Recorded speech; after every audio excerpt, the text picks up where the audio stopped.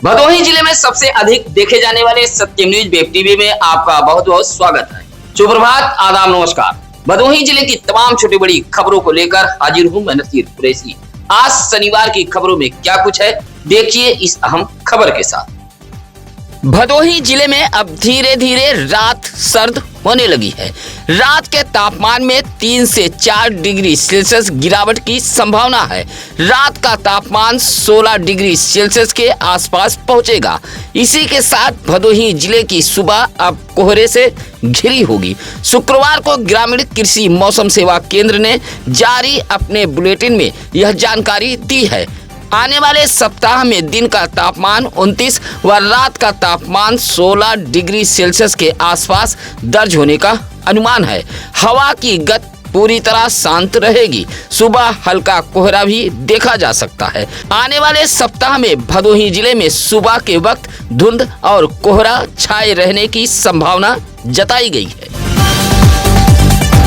चौरी के माधोरामपुर गांव में 32 वर्षीय रेणु प्रजापति नामक विवाहिता की मौत से इलाके में सनसनी फैल गई है। मिर्जा मुराद के रजौना निवासी रामलखन प्रजापति ने बताया कि उनकी बेटी रेणु प्रजापति की शादी साल 2008 में चौरी के माधोरामपुर निवासी राजेंद्र प्रजापति के साथ हुई थी। लगातार ससुराल के लोग बेटी को प्रताड़ित करते थे। कई बार पंचायत भी हुई है, लेकिन पति व ससुराल के लोगों में कोई सुधार नहीं आया। रामलखन प्रजापति ने बताया कि शुक्रवार की रात करीब 1 बजे उनकी बेटी रेणु ने फोन कर बताया कि ससुराल के लोग उसे मार पीट रहे हैं। इसी बात को लेकर शुक्रवार की सुबह जब वह अपने बेटी के ससुराल माधोरामपुर पहुंचे तो दरवाजे पर भीड़ लगी थी। देखा तो उनकी बेटी रेणु का शव घर के बाहर एक चौकी पर पड़ा हुआ था।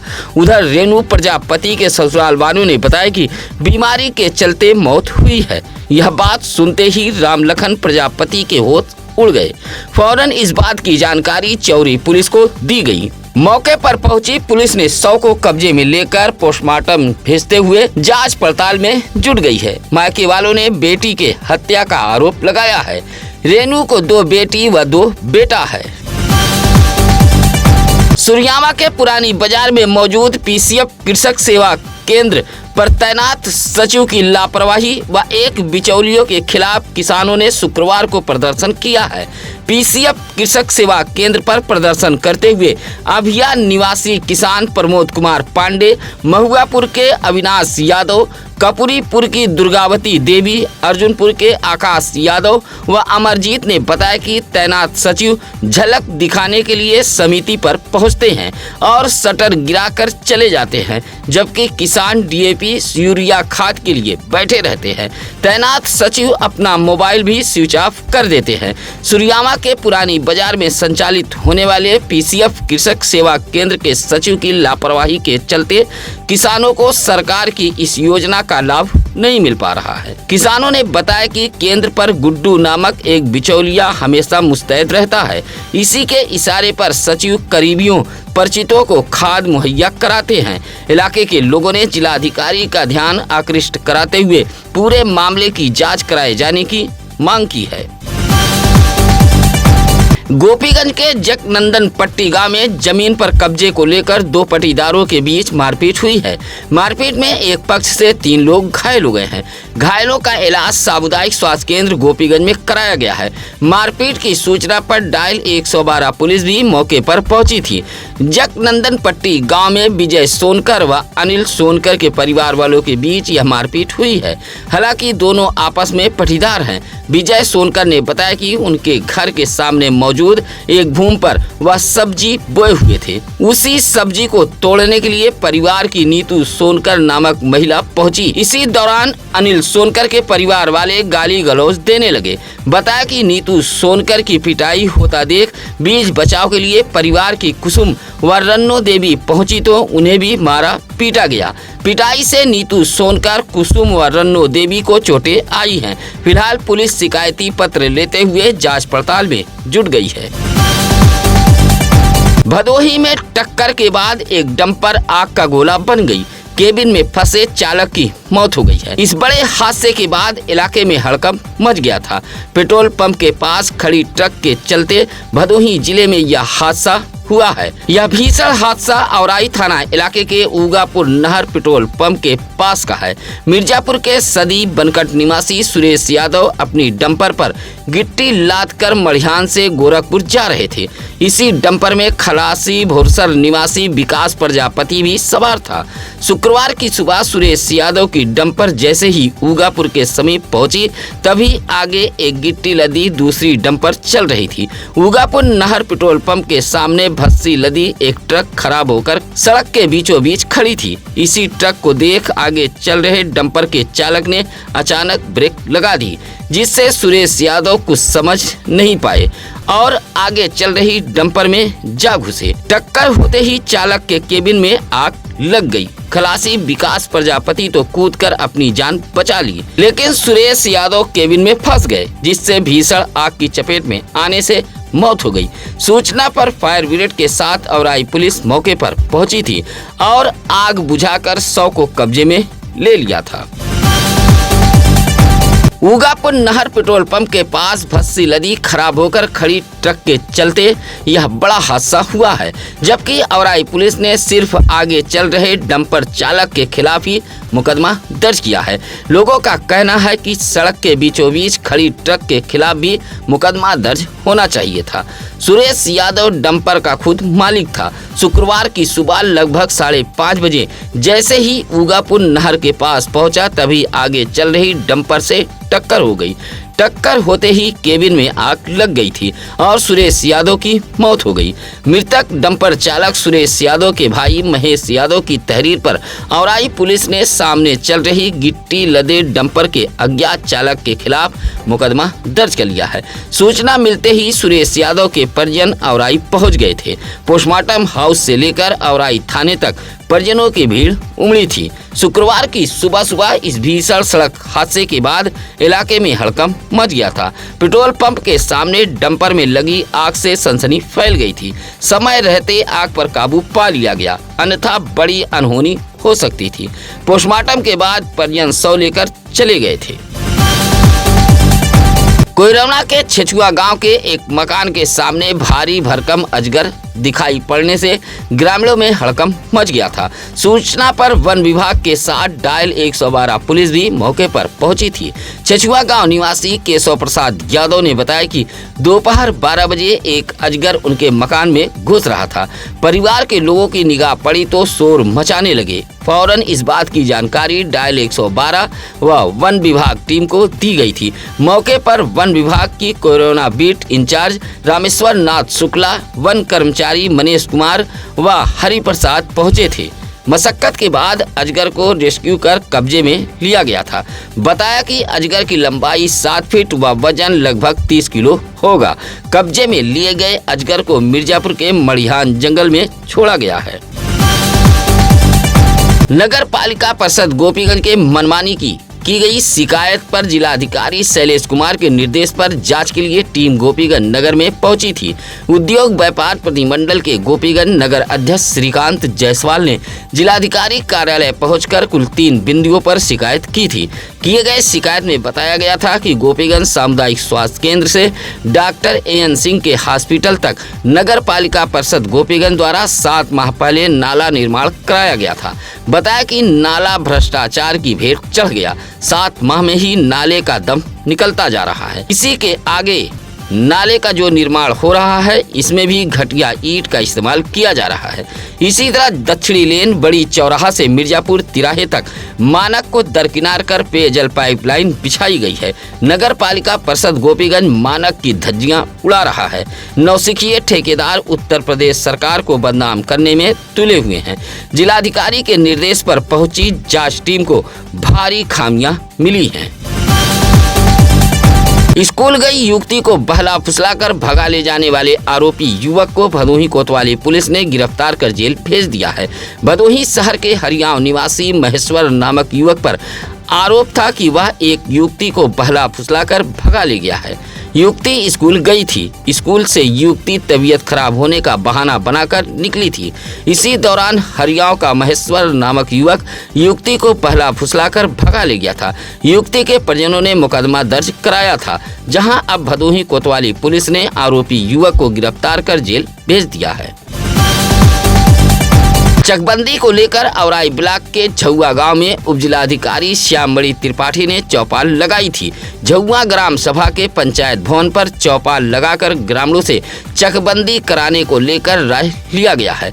झुआ के ग्रामीणों ने एक स्वर में चकबंदी कराने पर सहमति जताई है। हालांकि कुछ दिन पहले झुआ गांव के ही कुछ लोग जिलाधिकारी कार्यालय पहुंचकर झुआ गांव में चकबंदी न कराने की मांग की थी।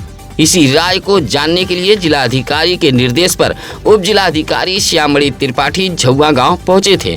पंचायत भवन पर लगाई गई चौपाल में बड़ी संख्या में ग्रामीणों ने चकबंदी प्रक्रिया को कराए जाने की मांग की है। ग्रामीणों ने चकबंदी के लिए अपनी सहमति जता दी है। उप जिलाधिकारी ने कहा कि यह रिपोर्ट जिलाधिकारी को सौंपी जाएगी। इस मौके पर झुआ गांव के पिंटू बिंद, भोला, नंदलाल बिंद, पप्पू पासी, महेश गुप्ता आदि लोग मौजूद रहे। औराई ब्लॉक के खरगपुर ग्राम सभा से पहुंचे राकेश पाल, विजय शंकर पाल, दिनेश कुमार, जयनाथ पाल, राम लोलारक पाल, लल्लन पाल जैसे ग्रामीणों ने जिलाधिकारी कार्यालय को एक पत्र सौंपते हुए हल्का लेखपाल की शिकायत की है। कहा कि रास्ते को लेकर हल्का लेखपाल मनमानी रिपोर्ट लगा रहा है। कहा कि जनहित के कार्यों में हल्का लेखपाल बाधा उत्पन्न कर रहा है, जिससे खरगपुर गांव की जनता परेशान है। शिकायती पत्र देते हुए ग्रामीणों ने हल्का लेखपाल के खिलाफ कार्रवाई किए जाने की मांग की है। वाराणसी से प्रयागराज जा रहे अयोध्या के सांसद अवधेश प्रसाद का गोपीगंज के लालानगर टोल प्लाजा पर सपाइयों ने जोरदार स्वागत किया है। अयोध्या के सांसद अवधेश प्रसाद चुनाव को लेकर बिहार गए हुए थे। लौटते समय सपा नेत्री अंजनी सरोज के नेतृत्व में लालानगर टोल प्लाजा पर मौजूद बड़ी संख्या में सपाइयों ने माल्यार्पण कर जोरदार स्वागत किया था। इस दौरान सांसद अवधेश प्रसाद ने कहा कि बिहार में महागठबंधन तेजस्वी की सरकार बनने जा रही है। कहा कि परिवर्तन की लहर चल पड़ी है। 2027 में यूपी भी पीडीए की झोली में होगी। स्वागत करने वालों में उत्तम कुमार सरोज, राकेश, पवन विश्वकर्मा आदि मौजूद रहे। गोपीगंज के खानापुर गांव में भैंस के बंटवारे को लेकर पटीदारों में मारपीट हुई है। मारपीट में पति पत्नी घायल हो गए हैं। घायलों को सीएससी गोपीगंज में भर्ती कराया गया था। शिकायत पर डायल 112 पुलिस भी पहुंची थी। कमलेश प्रजापति ने बताया कि शादी में उसे 2 भैंस मिली थी, लेकिन अब इस भैंस को उसके भाई व पिता बांट रहे हैं, जबकि भैंस उसके ससुराल से मिली है। बताया कि शुक्रवार को जबरन उसकी भैंस को परिवार के लोग खूंटे से खोलकर ले जा रहे थे। जब विरोध किया तो उसे मारने पीटने लगे। बीच बचाव के लिए उसकी पत्नी शीला देवी आई तो उसे भी मारपीट कर गंभीर रूप से घायल कर दिया गया है। भैंस बंटवारे को लेकर खानापुर गांव में मारपीट हुई है। भारत में हॉकी के 100 वर्ष पूरे होने पर शुक्रवार को जिला खेल स्टेडियम मुसीलाटपुर में हॉकी संघ की ओर से एक दिवसीय प्रतियोगिता का आयोजन किया गया था। हॉकी के 100 वर्ष पूरे होने पर आयोजित कार्यक्रम के मुख्य अतिथि ईसी हॉस्पिटल के चेयरमैन डॉक्टर गणेश यादव रहे। इस प्रतियोगिता में सनमैया, खेमहीपुर, हरियाव, अमलोरी जैसे परिषदीय विद्यालय के बच्चे प्रतिभाग करने पहुंचे थे। हॉकी खेल प्रतियोगिता का शुभारंभ मुख्य विकास अधिकारी बाल गोविंद शुक्ला ने खिलाड़ियों से परिचय प्राप्त करते हुए किया था। प्रतियोगिता में हॉकी खिलाड़ियों ने दमखम के साथ खेला था। जिला हॉकी संघ के सचिव राम कंवल ने मुख्य अतिथियों के साथ साथ खिलाड़ी बच्चों का स्वागत किया है। कार्यक्रम के अंत में हॉकी के खिलाड़ी बच्चों को उपहार देकर सम्मानित भी किया गया था। औराई के बभनौटी बाजार के पास एक तेज रफ्तार पिकअप मैजिक में जा घुसी। हादसे में जहां पिकअप का अगला हिस्सा क्षतिग्रस्त हुआ है, वहीं चालक भी मामूली रूप से जख्मी हो गया था। हादसा होते ही मौके पर काफी भीड़ जमा हो गई थी। यह हादसा शुक्रवार की सुबह लगभग 7 बजे का बताया गया है। पिकअप भदोही से औराई की तरफ जा रही थी। बभनौटी बाजार के पास पहुंची तभी चालक को झपकी आ गई, जहां आगे चल रही टाटा मैजिक में पिकअप जा घुसी। हादसा होते ही चालक टाटा मैजिक लेकर मौके से फरार हो गया था। भदोही शहर से सटे प्रजापतपुर में शुक्रवार को उत्तर प्रदेश उद्योग व्यापार मंडल की एक बैठक आयोजित की गई थी। नगर इकाई की यह बैठक प्रजापतपुर में सौरभ चौरसिया के आवास पर बुलाई गई थी। बैठक में व्यापार मंडल के भदोही जिलाध्यक्ष राधेश्याम गुप्ता बतौर मुख्य अतिथि के रूप में पहुंचे थे।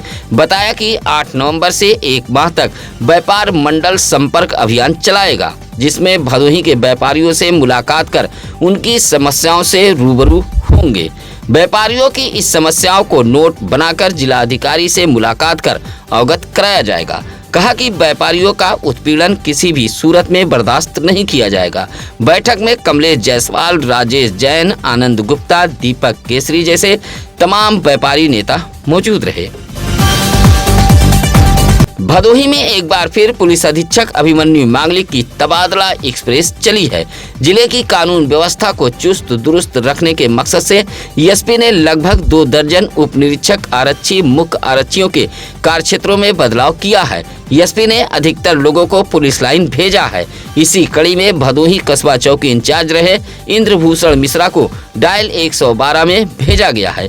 इसी तरह भदोही कोतवाली में तैनात उप निरीक्षक प्रमोद यादव को एसपी ने पुलिस लाइन भेज दिया है। ज्ञानपुर कोतवाली में तैनात उप निरीक्षक राम ध्यान यादव को भी पुलिस लाइन भेजा गया है।